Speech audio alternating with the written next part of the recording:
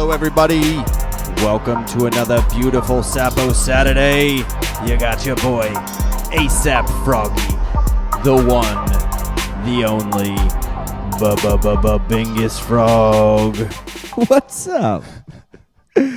Oh, man. We're back for another Sapo Saturdays. A little bit of technical difficulties. Rocking and rolling into this Saturday. It's been like 2 weeks off. Holy shit. We're in a new environment. It's like we've never done this before. Our guest had been very patient, so we truly appreciate the patience of a friggin' saint. Well, thank you everyone for being with us after a brief hiatus. We are Sapo Studios. Our goal is to bring the majority of profits and ownership rights back into the hands of artists. We operate under the umbrella of the Notorious Frog NFT project, aka Frogland. Do your own research, but get involved. We have plans to be somewhere every Saturday. Doing something. Whether it's here, whether it's there, whether it's everywhere. But we're going to be with artists. We're going to be talking to them about the creative process, how they got to where they are, and where they're going. Today, we have the pleasure of sitting with Aaron Halford. How are you, Aaron? I'm very good. Thank you so much for having me. It's great to be here. Thank you so much for being here. I'm sorry that it was a little bit of a bumpy start, but that's what happens when you're a traveling roadshow and you're a 3-ring circus and you're doing your best to keep all the 3 rings in motion. You know, 100%. I've had many a gig where you're trying to do your own sound and things go wrong from the start, and you just got to roll with the punches. So well, starting there, how do you keep in the Zen mental headspace to then keep going? Because that's. It definitely like screws with your game time mode, so to speak.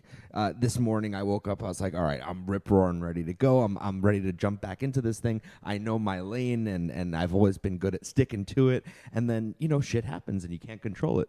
So how do you then trek through and carry out the performance that you still wanted to have? Totally. I mean, I feel like as an artist, you have to have a level of spontaneity, a bit of just like resilience, willingness to roll with the punches. Because like you said, Murphy's Law, man, like anything that can go wrong a lot of the time does. So whether that means for me, it's like bringing an extra cable or an extra guitar or just kind of preparing for the worst because you don't want to be in a position where you have to cancel or something like that. So I would just say like almost, no matter what mindset you're in, preparing for something to go wrong. I feel like setting yourself up for success. Hope for the best, but expect the worst. And I've kind of always lived my life like that to a certain respect, and that'll. Sometimes you got to go by the seat of your pants. Yeah, it's it's a cynical point of view, but it's one that'll keep you safe to a certain respect. It is good to be prepared. Yeah, and So February 28th, you've got your first single dropping after a little hiatus for yourself in terms of dropping music.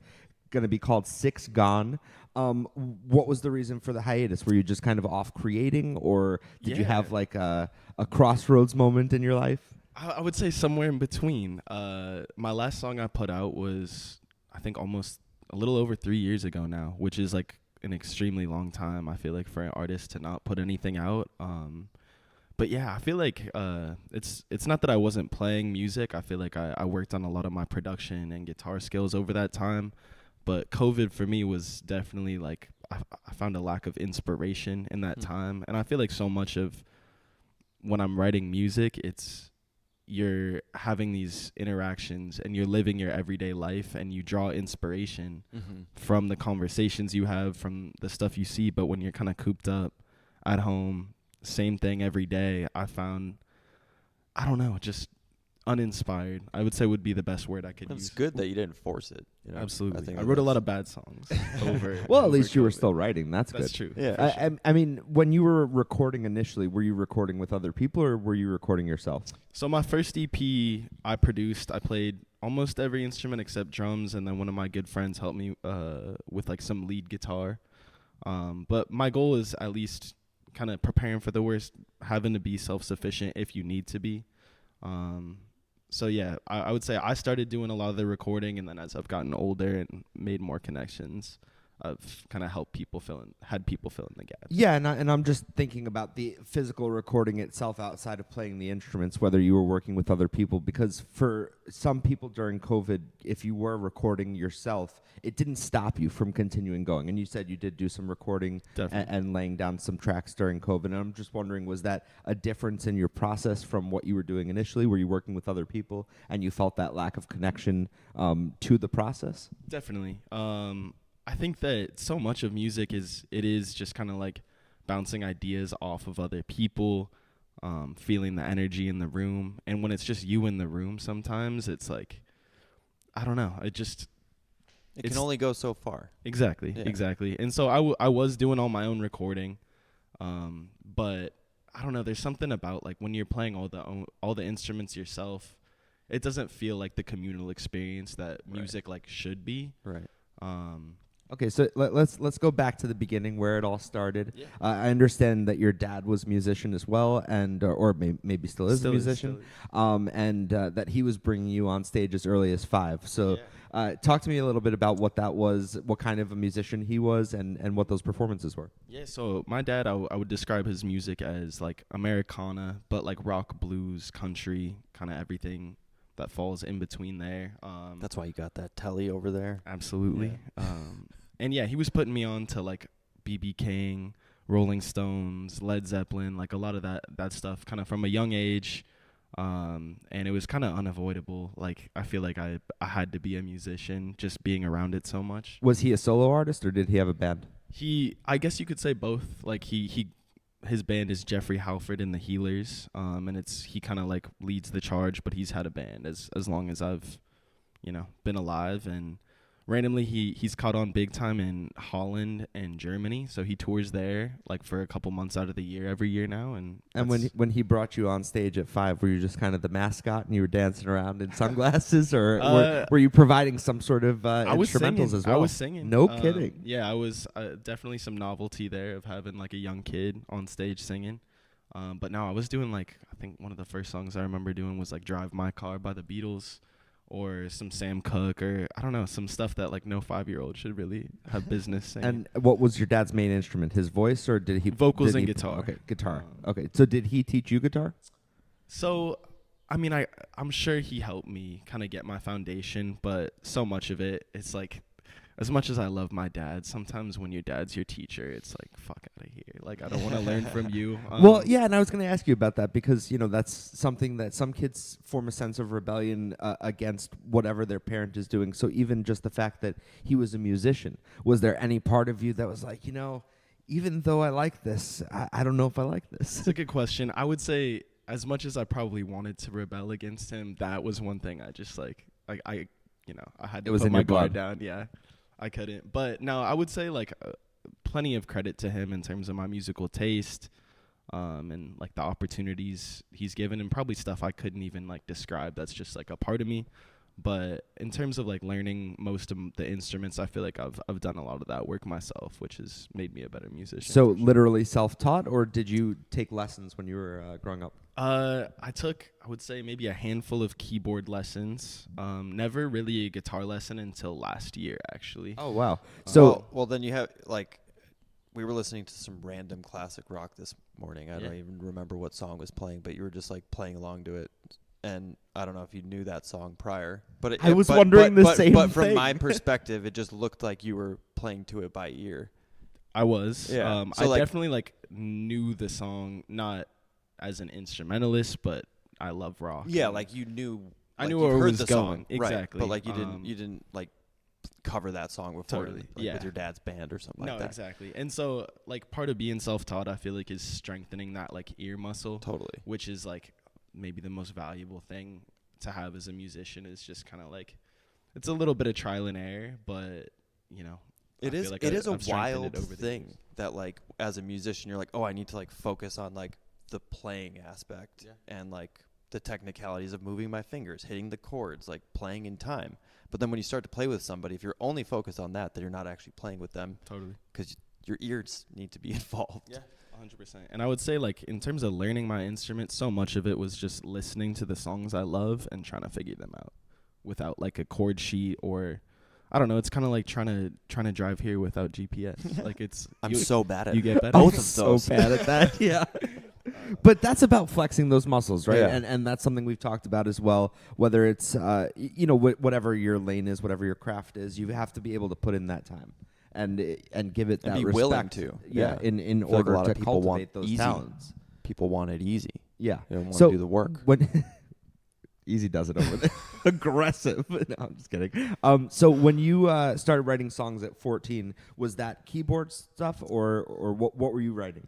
I would say once, like, keyboard was probably the first instrument I like touched outside of singing, but once I picked up the guitar, it just like the portability of it. First of all, like kind of I could go to the park and play. You can't just like you can bring a keyboard anywhere, I guess, but it's just Get one of those little mini Akais. yeah, like little tiny. and I ones, still yeah. like I love playing piano. It's a great instrument, but I feel like the accessibility of the guitar and like so much of the music I listen to made it just like the vehicle through which I would start writing songs. Right. Just kind of fell in love with it. Right. And at what point did you feel, when you talk about that connection to the instrument where you no longer have to be so engaged in your brain in terms of thinking of the technical aspects, at what point were you able to kind of let go of that and really lean into, okay, now I'm comfortable enough with the instrument that I can kind of just feel things and start to create and feel the emotions and see where this thing goes? I feel like I'm still getting there. I mean, like, there's always like levels or like places you want to get to as a guitar player, and then once you get there, it's like, oh, there's this other level that I want to get to. So like I'm definitely comfortable enough to where I can write music and do a lot of the things that maybe a year ago or 2 years ago I like wish I could have been able to do. But now it's like, I don't know, I feel like in any great pursuit, the better you get, the more you want to keep climbing. I don't know if that like fully answers your question. Well, no, I feel like I'm still. It starts to. Yeah. and I wonder, was there a particular song that you wrote or a moment that you can point to where you said, I think I want to turn this into a career? Because I don't know if that just kind of was your initial feeling from 14 when you started writing those songs, that this is what I want to do with the rest of my life. But maybe there was a moment. There was actually. I feel like the songwriting process is interesting because sometimes you'll spend days, weeks, hours. Sorry, that was weird order. But days, weeks, you want to travel backwards months, in time, forwards in whatever. time, we're fine. Some of the songs I've written, like, they're not done and you've been working on it for like countless hours. But I remember there was this one that took me literally like 2 minutes to write, in terms of at least like the instrumental track of it. And the whole song came together in like less than 2 hours. I think I was finished with the song, and I think it was the best song I'd written up to that point. And just like that rush, I feel like I was like, I've never felt a high like this. Like, yeah, and that's something that it sounds like being a conduit, like we've talked about with other musicians on the show, that the music kind of just flows through you in those moments. I've seen and heard a lot of interviews where musicians have talked about, some of what they would classify as their best songs were written in a matter of minutes or 15 minutes. Whatever, because it Totally. just like, everything, like lightning. yeah, Just it felt like lightning striking in a you. bottle, just like. And I remember calling my friend over. I was like, dude, I started this song an hour ago, but let's finish it. He recorded like a great guitar solo, and it was done. And that was the first, like, I put that on SoundCloud before I had released anything. And I feel like the feedback I got from that, like, I always obviously had some confidence in my own abilities, but I feel like I'd only performed live up to that point. And so like finally putting out like an original piece of music that I was proud of and like that I felt showcased my abilities was definitely like a high that I feel like I continue to chase. Right. Now, with respect to being an instrumentalist, right, I heard you playing a little bit, and people can kind of not play maybe as well as they come across on a recording, and then the recording can be beefed up. From the moments I heard of you playing, you can clearly play, and you've got a beautiful sound to your voice and everything. Was there ever a sense that you got of competition from your father once you started to get a little bit good at what you were doing? That it's like, I'm sure there's a massive sense of pride, but then there also must be a little bit of, damn, this fucking kid's good. What as much as he may feel that, the fact that I haven't gotten that energy from him, I do think is great. Like, that's awesome. Our genre, like he's only been, I feel like, uplifting in terms of like wanting me to be the best I can be. And his, I mean, like the old slogan for country music is like 3 chords and the truth. And while he's not just a country musician, like he's kind of like an ambassador of like, just give me a couple chords and like I'll tell you how it is. And for me, I feel like my genre is a lot more like R&B soul, which is, you know, a little more technical. I'm not saying that I want to differ too much from the truth or maintaining like the integrity of a good song, but I feel like we've kind of gone down our different avenues enough to where it doesn't feel like competitive or anything. He's only been great, I would say. Yeah. In terms of your musical direction, I know that you kind of lean in the direction of Anderson .Paak. You wrote down. How do you come across someone like Anderson .Paak? Because that was someone that was shown to me, and I feel like is definitely still someone that's somewhat obscure. He's phenomenal. Yeah. But how do you come across someone like that? How do I come across it in terms of like did how did I discover it? Yeah, did someone turn you on to Anderson .Paak? Yeah, actually, one of my current roommates and good friends, I remember he showed me a song off the album Malibu called Great Celebrate. album. Great Yeah. album.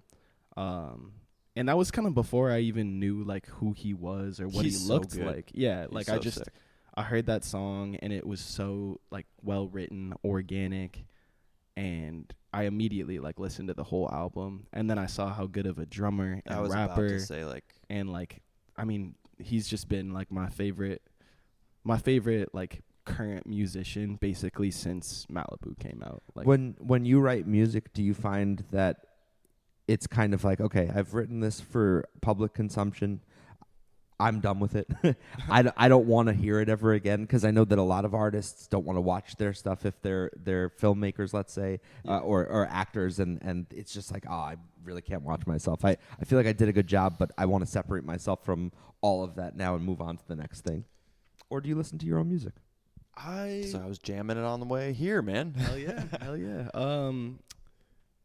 I feel like, so I've been, not to like get off on a tangent, but I've been listening to a lot of Joni Mitchell, and she has this album Blue, and there's one song that says songs are like tattoos, and I feel like you can't just like get a tattoo and never look at it again. Right. There are definitely like live performance videos of myself where I sound like shit and I never want to fucking see it again. But in terms of like the amount of work that I feel like goes into, and even just like mustering up like the courage to like basically put out something that's permanent, that like I'm proud enough, like I said, I didn't release music for 3 years. Like I feel like I want it to feel like less of a big deal, but I do feel like it is a big deal when I do put music out. So it's like, yeah, it's not like I'm like my own most listened to artist, but I also like when I know someone like new is listening to my song, I always like put a new hat on. I'm like, okay, what if I was like this person listening to my music or something like that? So like I do, but in hopefully a constructive way. How often do you listen to a song and say, man, I really wish I could go back and change this or that? Because, you know, it's tough to be able to put the finished stamp on something as a creative. Sometimes it's not. When you write like that song in 2 minutes or 10 minutes or 15 minutes, it flows out of you. Everything just feels right. But then there are other times where the creative process lends itself to that wonderment of, man, I could probably add this, or what if we did that? And how do you put that 100%. Finished stamp on it? I mean, there's something about every song I've released that I would change at this point. And it's not like I'm like, oh, fuck, I shouldn't have released it kind of thing. It's more just the more skills you acquire, the more you learn. Yeah, it's like a song is kind of like a snippet in time that you've captured. And like I do think there's a beauty to like that's where I was in my life. That was my skills at the time. But like I recorded that whole first EP in my bedroom. And it's like now having recorded in actual recording studios with people who know more than me, it's like there's stuff you pick out where you're like, all right, like, totally. But I can't be too hard on myself about it. Yeah. Do you feel they exist? And I just wanted to touch on the tattoo reference because it's so interesting, because it's like having tattoos. Like sometimes you forget that you have that. So it's like, oh, wow, I haven't looked at that in a long time. And then you like appreciate because it's been so long since you've listened to your music. So it's almost like a breath of like a new hat, like you're saying, which is totally unbelievable. I mean, and I think you have to do that as an artist. like you kind of have to go back and check your work in some way. And I think that the tattoo metaphor is a really great one also, because some people say that, you know, even if you don't love a tattoo that you got earlier in life, you can look at that as a reflection of that time period in your life. Totally. And, like you said. And I think just like having that as that time capsule piece is important to show your roots and to even notice your personal growth as a musician. And also, I was going to say, it exists. Yeah. So that's like the most important part, is like you sat in your room and you made music, but it's out there and it exists. Because you could have sat there and made music in your room and it just sit on your hard drive. Yeah. And I have plenty of times, you know. So like I think there's merit to that, you know, like massively. Do you think being brought on stage at such a young age helped you to be able to be in front of people a little bit easier? No doubt. I feel like I don't really get nervous. Again, like I haven't played it, you know, the Hollywood Bowl or something crazy in next month. Next month, yeah. Like I haven't played at a big enough venue to where like maybe nervousness becomes more of a factor. But I feel like I think of performing, and like I'm grateful to have just been put in those positions when I couldn't even think about it. It's like before you can even, the emotion of nervousness crosses like your mind, like you're already doing it. But I think of performing as like acting. It's like me like talking to you guys is a different person than me on stage. And like you kind of step in. It's not that it's not me, it's just like a different facet of me, and you like step into that persona kind of like when you do it. But yeah, yes, to answer your question. Do you feel like that there wasn't enough of an opportunity for you to really grow as a musician in San Francisco? Because I know that, you know, in your bio you talk about moving to LA to further pursue the music. And, you know, while I totally understand about the connections of a certain city that you can make, there is a certain respect of like the musical process can be done anywhere, so to speak, right? If you're with the people that you want to be with creatively. So what was the real like push for you to move to LA and kind of transition to this side of town for your career? Yeah, I do agree that like there are great musicians in every city and you can make great music in every city, but I feel like LA, at least in terms of the scene that I've been following for a long time, like so many of my favorite musicians play here, and I see music like 2-3 times a week as much as I can. Where do you go see music? Some of my favorite spots would probably be Gold Diggers. I'm there. Oh yeah, we were just talking about Gold Diggers this morning. We actually had one of the co-owners of Gold Diggers on the show. Yeah, Simon Harks. Okay, you know Simon, I don't know that name, but great space. Leon Bridges recording an album there. That's true. And entitled Gold Diggers. Nice. Gold Digger Sound or something like that. Yeah, that's literally what the name of the album. Yeah. But yeah, awesome space. So you go to Gold.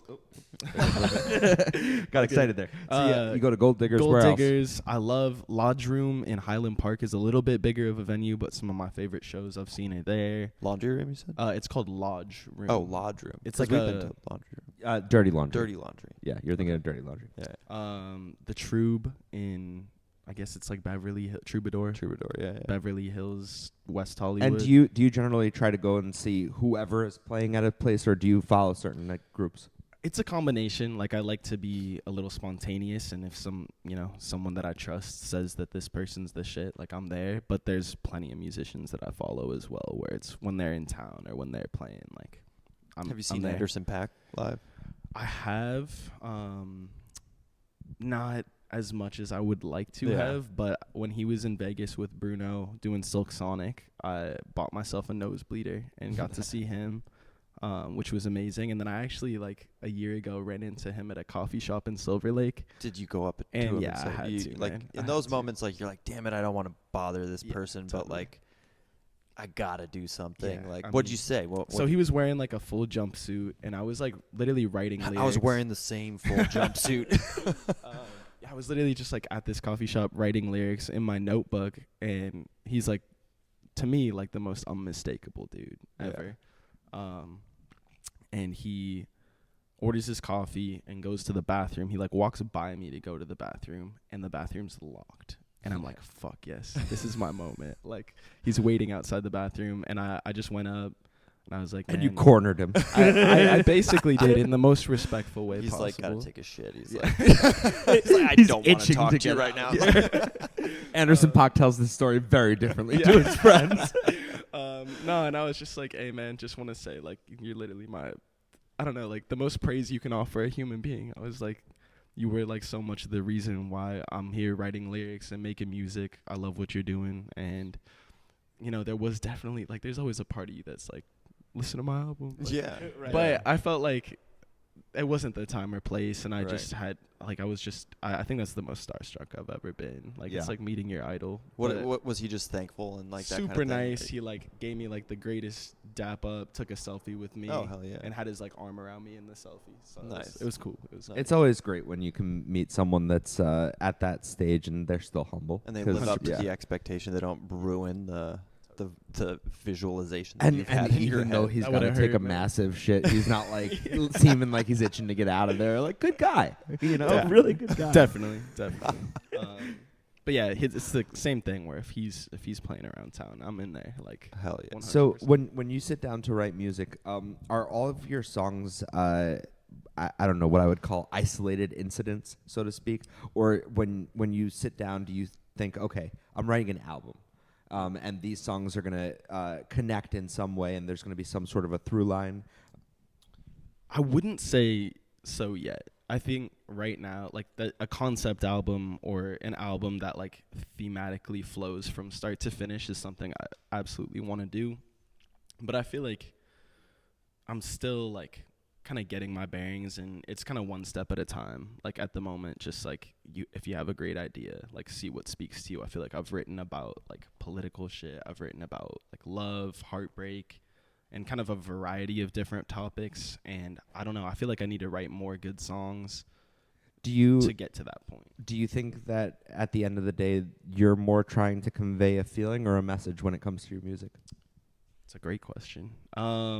I think depends on the song. Like, I think that is a very interesting question, David. Hey, thanks, man. It is. Like, one of my favorite artists, D'Angelo, is a great lyricist, but I think he also has some songs that are just groove and, like, absolutely puts you in a headspace that I hope that some of my music can, like, obviously I want to feel like there's lyrical depth behind everything I'm doing, but I think there are some songs where it's just like enjoy the vibe a little bit. And do you think for the most part your music reinforces the thoughts that you're writing down in your lyrics, or there's some sort of a dissonance or contradiction between them that plays? How does that work? I would like to say that they, like, the lyrics suit the instrumental and the instrumental suits the lyrics, but I do think, like, some of my favorite songs have, like, happy lyrics over, like, a melancholy instrumental, and that can, like, intentionally provide a great contrast. I don't know if I, like, have anything that's like that yet, but how premeditated are you when it comes to the songwriting process with those feelings? Do you because when you talk about as a musician that you're a conduit for the music and you let things flow through you, that suggests to a certain respect that you're just kind of going with the flow, and that, whatever happens and you lean into this and you lean into that, but there's not necessarily, okay, I'm constructing this in a way in which, we're going to do this to this to this.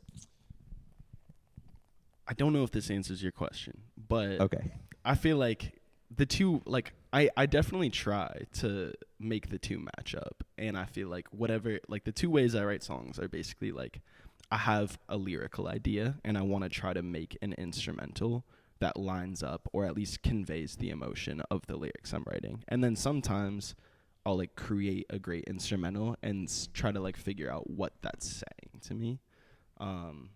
Again, don't know if that answers your question. What do you have ringing in your head more throughout the day, lyrics or music? 50-50. 50-50. I would say, like, usually the lyrics start with, like, a one-liner almost, or, like, an idea, like a clever, just, like, sentence that might be, like, a contradiction or, like, a play on words or something. And then the rest of my day is kind of, like, figuring out other fun lines to, like, so songwriting right that. now, come up with one of those lines right now. All right. Gonna put him on the spot. Wow. Oh man. I don't know if I got that, but I did write something down the other day in my notes. If I have, yeah, to break it out. Damn, man, putting our guests on the spot. No, I respect. He almost shit himself like Anderson .Paak.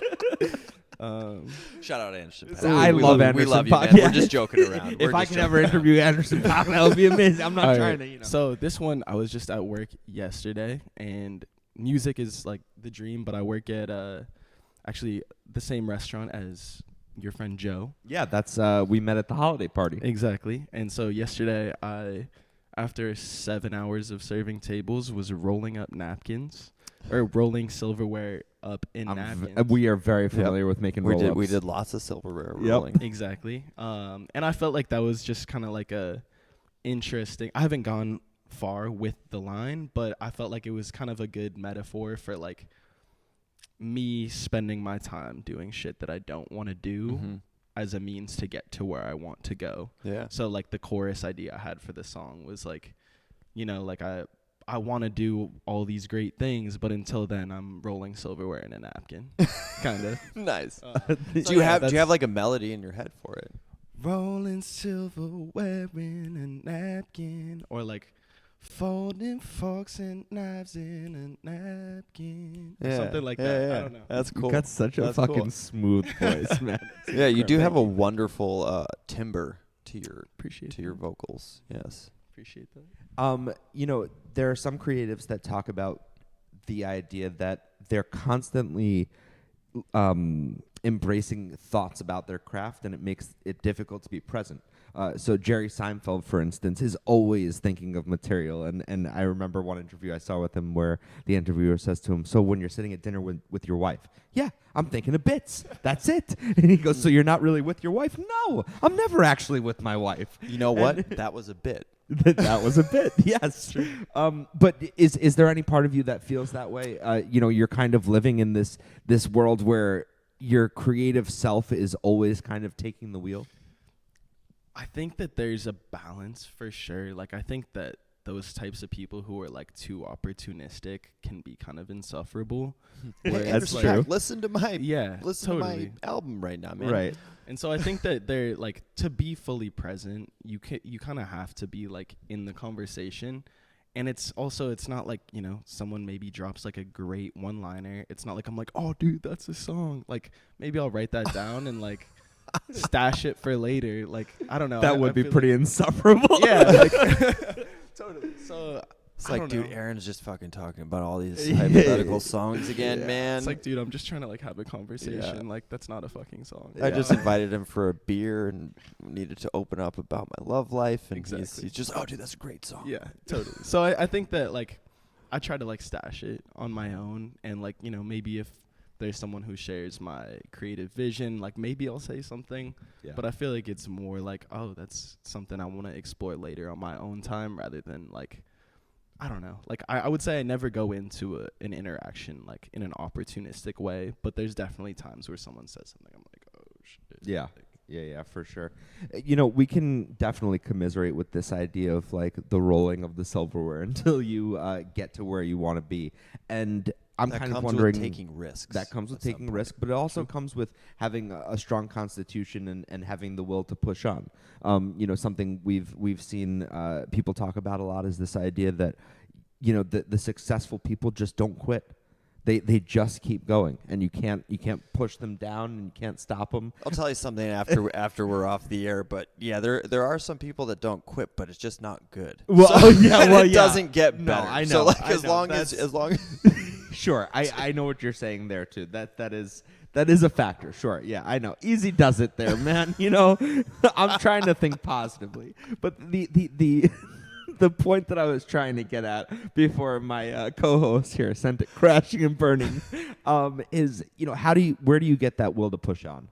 Because there are that moments when you're rolling the silverware, you're like, damn, you know, like this. I get that this shit is a means to an end, but it can be soul crushing. And you know, like I don't want to be doing this shit. I want to be out there playing my music. I want to be embracing this life that I see for myself, and this is so far removed from it. Definitely. I mean, I'm grateful to even have like you two on the mission that you're on, because I feel like this country and maybe the world, but I feel like especially this country doesn't really financially reward art. And it's like, of course, I would love to just be an artist and spend all of my time doing that. And, you know, like working at a restaurant is kind of a means to an end at the moment. But yeah, to answer your question, it's just, I can't imagine a life without music. And so it's kind of just like whatever I got to do to get there. And I haven't been in the industry long enough to. How old are you? I'm 25. Okay. And I mean, dude, that's awesome. Yeah, you're and like in the position that you're in, and that you've put music Thank out. You're on the pursuit. Don't give up, man. Appreciate that, man. I don't think I could. Yeah. Honestly, as what- life will beat me up. But what would you say has been your, as far as you can tell, biggest barrier to entry when it comes to breaking into the quote-unquote industry, or even just turning this into a career to where it could sustain you as a lifestyle? not to get too deep, but I feel like my own patience and like my own like comparing yourself to others kind of like, I feel like you see people younger than you that you think you're better than, that have made it big, or your peers like get a big break. And it's I wouldn't consider myself to be like a jealous person. I feel like there's room for everybody to eat kind of in this industry, but I feel like obviously I have great belief in myself, and I think sometimes recognizing that like shit takes time and you just kind of have to keep on your own journey. I know that's like probably more of like a metaphorical answer than you were looking for, but it really totally I think fair. it's myself. Like working at a restaurant is like not what I want to do, and it is a barrier to entry because it's like that's 30 plus hours a week doing shit that I don't want to do, when I obviously like that would be valuable time to work on my craft. But you know what? To a certain respect, you are working on your craft. If you're at least in that moment thinking, man, this could be a song in terms of rolling that silverware and still living that life that's true to the music and true to yourself, true to your passions, and that, you know, it's you're not taking those moments too seriously. You know, it's easy for some of us to lean into the seriousness of like, okay, well, I'm doing this job now, and it's like I need to be serious about this, but some things aren't fucking, you know, heart surgery. Totally. And when you're just rolling the silver, he was a lot better at that than I was in terms did of you like, guys work at a restaurant together? We were caterers. Yeah, Oh, nice. caterers Yeah. back in the You know day. the A lot of shenanigans. Yeah. We were sent to a He ton of cared different way places. too much. I cared not enough. It was kind so of the work like, got done. That's yeah. perfect. That's right. I did the work for both of us. It was my East Coast work ethic. There was just, you know, my parents raised me that whatever job I was doing, it was a job. I was there. I was showing up. Someone was counting on me to carry out a responsibility. So I took it seriously. Yes, table 5 to bring you their food. Yeah. I know. And he Minuscule constantly, as it is. yeah, no, and he constantly tried to tell me like, yeah, no, it's good to be like they'll on be top fine. of your shit, but they'll be fine. They'll be fine. They're going to get their food. Yeah, yeah. And I might and eat a couple of their fries. No, I'm just kidding. I didn't.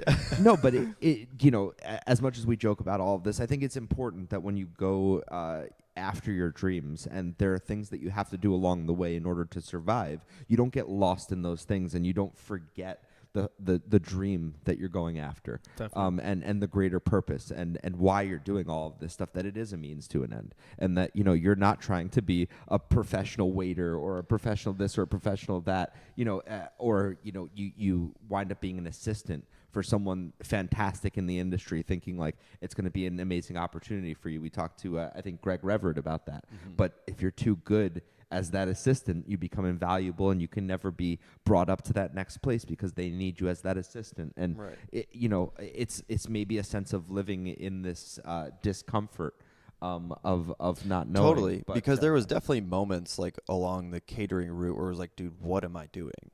You know, where you're like, but I, again, and you said it for yourself, that you believe in yourself entirely. And I think that is what carries you through until the end. It's like, don't let people discourage you. Don't let the industry itself discourage you, because at the end of the day, it's like, who cares about the industry? Especially now with the internet, with smart contracts and whatnot, but like just the internet alone, like putting your music out there and having it be able to be discovered, like you don't quite need. It might take you a lot longer than like if you're signed on a label and they have the masses' attention. So if they want you to be seen, they'll make you be seen. But if you have to do all that groundwork on your own right now, is like, that's what we're trying to do, is help bring eyes to amazing artists. Hell yeah. Appreciate that. Yeah. And I mean, Bill Withers, one of my favorite artists. I don't think he had like any sort of hit song until he was almost 40. Mm-hmm. And it's like, I feel like everyone has their time, and you just got to be ready, and you got to put in the work. Like they say, like luck is where like preparation meets opportunity. And that's just kind of, when my time comes, hopefully it comes. And as long as you got your skills up, man, you're still going. Man, like you're doing your thing. I don't know what is happening with me lately with the friggin' universe, but like, dude, you know that I've been telling you that there are all these signs and things. Like, there's just wild shit going on. You mentioned Bill Withers. The other day, I'm listening to a song, and I'm like, this really sounds like Bill Withers. And it wound up being a Bill Withers song. But, like, I haven't listened to Bill Withers in a long fucking time. And now you're mentioning Bill Withers. I don't know, man. In the zone early. There's just something buzzing about. Well, I think the sentiment to that, or what the message behind that is that, like, you can still achieve, like, and this is what I was telling Ernie left the room, but shout out to Ernie, is that we were talking, like, we live in a different Elvis time. has left the building. Maybe we don't live in a different time because Bill Withers did it. It's like, we think that you have to be so successful and make it, quote unquote, when you're 25 years old.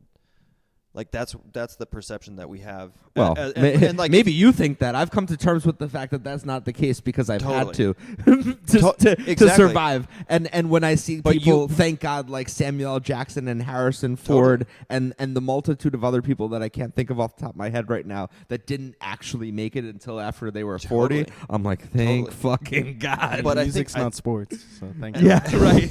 That's right.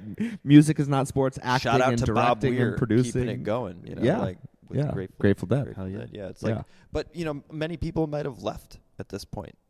Yes, we've been out here doing this for a long time. And that's like, where that sentiment, but like, and that's where that sentiment comes from that I said to you. The successful ones don't give up, and you're gonna tell me a whole different story after we get off the air. But that's neither here nor there. Listen, in terms of embracing the music and listening to the music, I think she might sell something, but who knows?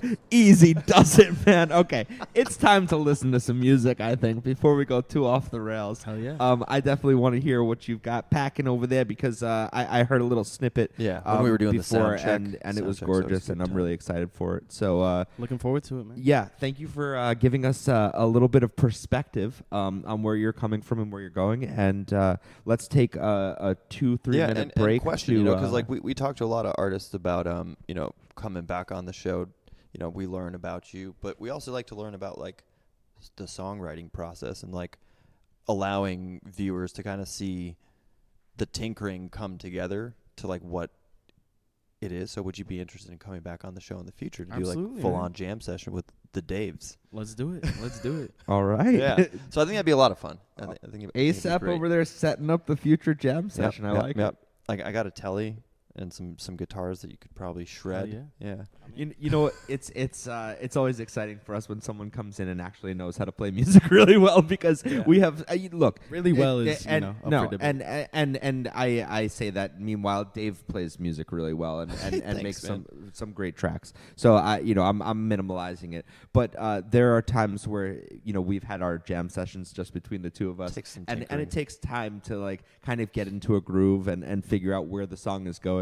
And that's the part of the session that Dan, our partner here, calls the dink ding sessions, where we're just I like dink dink dink on the instrument, and it doesn't really sound like much. But then when someone comes in and they have even if you don't believe that you're at this place, when someone comes in and seems to have such a mastery or whatever the word would be of the instrument, it's exciting. And as people that do love music and would like to think that we can have great jam sessions, and we have come to some moments of really cool musical clarity. Totally. It's fun to. It's fun to do anything creatively with someone that's above your level. And actually, last question kind of brings me into, before we get into the music, do you experience that ever? There are a lot of artists that talk about when they are doing whatever their craft is with someone that's of such a high caliber, there's so much learning that just has to happen naturally. Totally. I mean, I've always been told, like, put yourself in a room where you're the worst. Like, and that's kind of started with sports. I played a lot of sports growing up, and, like, being the worst on the team, like, I feel like that's how you get better. What'd you play? I played baseball and basketball and Nice. soccer. I was just, like, I loved it all. Yeah. But, yeah, music. But he was terrible. But, no, music, it's, like, I try to be the worst one in the room, like, as much as I can, because that's how I learn from other people. Absolutely. In every aspect of the game, so. Awesome. All right. Well, 100%. let's go ahead and transition. It'll take us about 2 minutes to just set up these mic stands here and get everything going, and we'll do a couple of live songs. Sounds good. Thanks so much for having me, guys. My name's Aaron Halford, and me and my band will be playing Friday, March 22nd at the Mint here in LA. If you're around, grab a ticket. And this next one's called Gut Punch. It's an unreleased song that I'd say will be coming out in the next month and a half or so.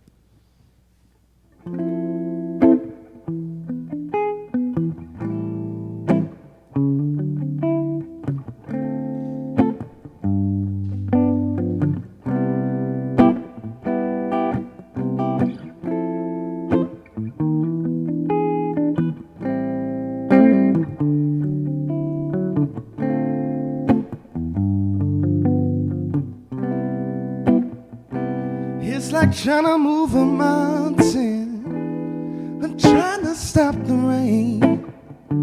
When you feel it fading out and you the only one to blame. No use trying to change the outcome. When I saw it coming day one, I knew the pain you would bring before I stepped in the ring, and still you hit me with a gut punch.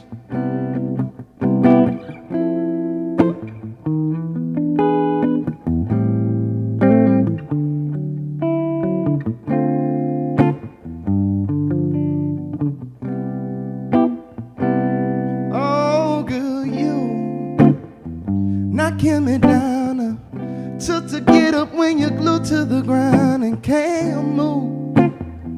Push me around and how me hang, cause when you're on the mound it's so too. Behind in the count, but don't know what's coming, but it's nothing I can't catch up to, girl. Oh, I keep on running, but no hiding from it. It's time to face the punches like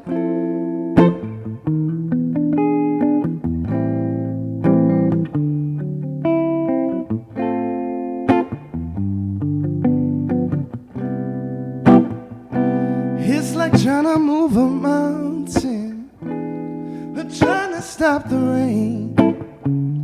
When you feel it fading out and you the only one to blame. No use trying to change the outcome. When I saw it coming day one, I knew the pain you would bring before I stepped in the ring. Still you hit me with a gut punch. I knew the pain you would bring before I stepped in the rain, and still you hit me with a gut punch. Thank you. Very well done, man. Very, very well done. Appreciate it. Yeah, I mean, that one's like, you ever start dating a girl and you know it's gonna fuck you up, but you still do it? That's what that one's about.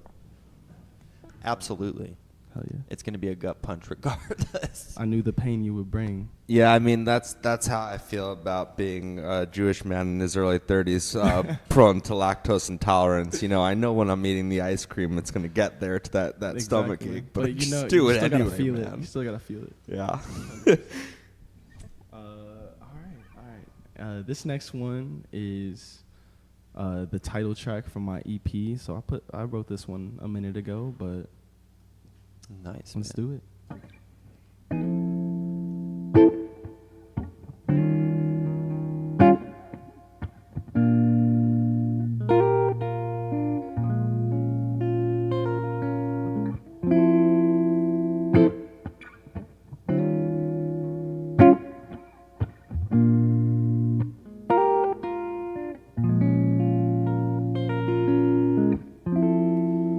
Staring out your window, you're waiting for something more.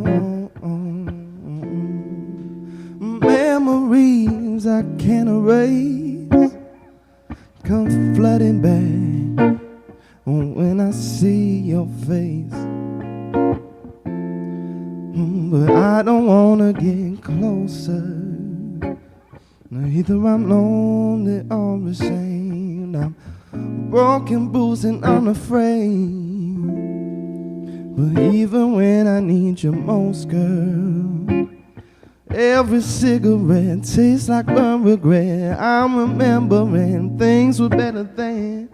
You were in my arms, now you're in my brain too. To take away the pain and try to seal this wound. Oh, we were flying high, now the love's drying you. I've been sinking down, falling on my knees.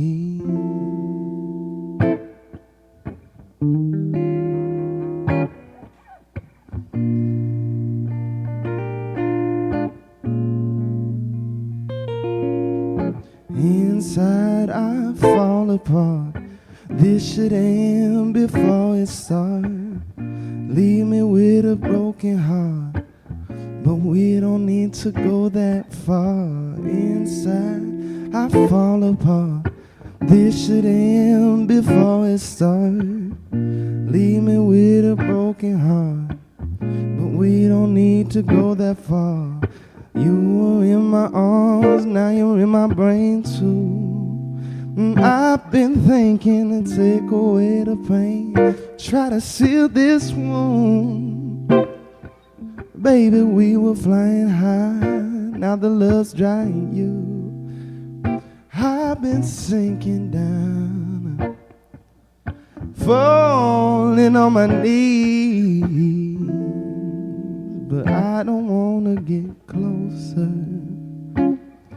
Either I'm lonely or ashamed. I'm broken, bruised, and I'm afraid. But even when I need you most, girl. Thank you. Bro. You're full of skills, man. Appreciate you are that, like, man. you're like butter on a warm stack of pancakes. One of my favorite things. One of my favorite things. That's literally what it sounds like to me. It's really nice and smooth. Thank you guys. To be a little bit. I appreciate the guy. Yeah. I know. I know you're serious, man. All right, you think you have time to grace us with one more? I think I do. All right, fantastic. Once again, I do add a little syrup to this one, would you? All right, no easy. doubt. Does A little it powdered over there, sugar. man. Yeah. We're gonna see the steam rising off the stack. All right, so I just want to remind everyone once again, March 22nd, Aaron will be at the Mint. Aaron Halford. Where is the Mint? The Mint is, I believe it's described as mid-city, but it is on Pico Boulevard and maybe Crenshaw. And how do people get tickets? Online at the Mint's website. If you look at the calendar, go to March 22nd. It's a Friday night, so hopefully no work the next day. All right. If you're in the Los Angeles area, definitely make it out to the Mint on March 22nd to see Aaron Halford and some of his pancake smooth sounds. Oh, thank you. No, I'm sure we could find a better way to describe that, man. No, I appreciate that. It'll be a mix, man. It'll be like some sultry, smooth numbers like that, some rock and roll, some old school We'll also soul. get some waffles going. No doubt, man. A little crepe action. All right, awesome. What are you going to close out with? This next one's called Six Gone. It's coming out this upcoming Wednesday, and I've never done this one without a band, so let's see how it goes. Cool. Here we go.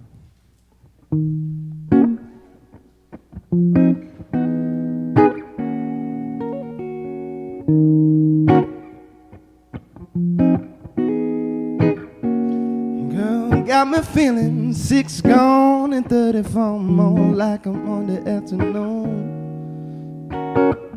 Till dawn, I'm at your beck and call, baby, what's the use? Well, it got me feeling 6 gone and 34 more, like I'm on the afternoon. Baby, I've been working till dawn, I'm at your beck and call. Baby, what's the use? So every day in this world, keep moving faster.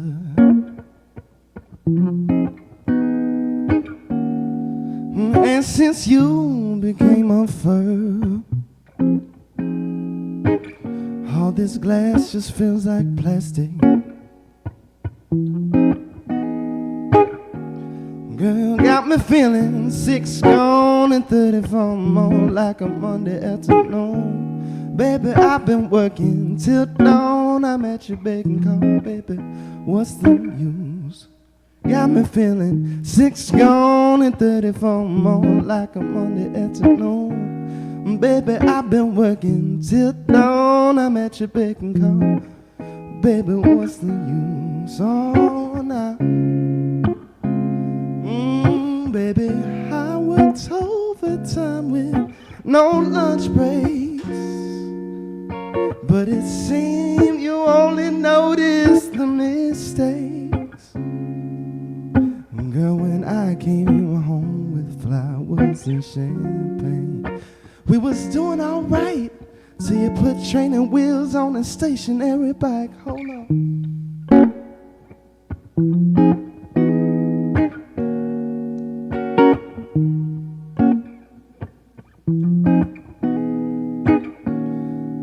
Many times I've been wrong, but I ain't keeping score the same way you do. And it's time to withdraw my money and my time, 'cause I'm running on fumes. Oh, got me feeling 6 gone and 34 more like a Monday afternoon. I've been working till dawn. I'm at your beck and call, baby. What's the use? Got me feeling 6 gone and 34 more like a Monday afternoon. Baby, I've been working till dawn. I'm at your beck and call, baby. What's the use? Thank you. That song has a hell of a pocket, bro. Thank you, my man. Yeah. I was trying to do it justice Yeah. on my own. No, yeah, dude. Like the pocket was just, yeah. It's very Appreciate good, that, dude. man. It's very, Appreciate very good. Hell yeah. Well, that was absolutely gorgeous. As Dave over here said, what? What? You look confused. Is this no good for you? Me creeping over your shoulder? This is how we're gonna do the show from now on, man. The two heads of the same Dave. Double David. Yeah.